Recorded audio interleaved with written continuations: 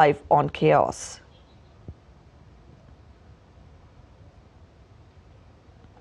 Moving on, former U.S. President Donald Trump has entered a plea of not guilty to the charges outlined in what's known as superseding indictment, according to a court filing released on Friday.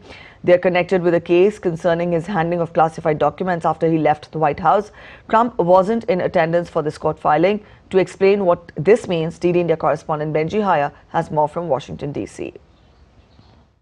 Multiple investigations, cases and trials to come. It's all a bit complicated, so let's try and break this down. The development we saw on Friday was, in a sense, a rather rudimental one. Donald Trump was named in a revised, updated indictment last week, where he faced fresh charges in relation to this investigation into his alleged mishandling of classified documents. It accuses him of conspiring to delete surveillance footage at his Mar-a-Lago resort where these files were kept.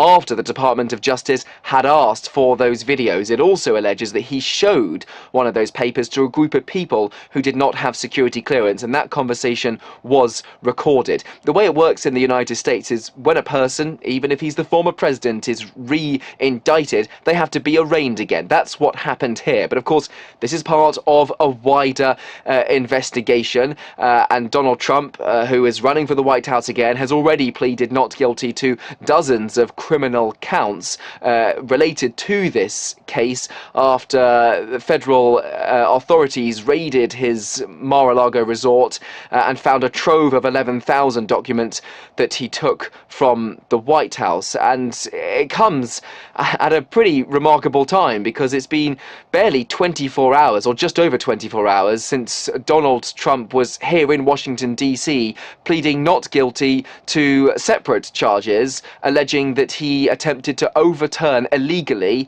the outcome of the 2020 presidential election that he lost to Joe Biden. Staggering, really, that as we enter an election year, he could be facing multiple trials, including this one and including the one relating to classified documents. His lawyers are trying to delay proceedings until after the vote, but Donald Trump says that even if he's convicted and sentenced, he won't step back from the race, and he is not constitutionally or legally bound to do so. If he's found guilty, well then ultimately his fate will be decided in the court of public opinion. Benji Hyer, reporting for DD India in Washington, D.C.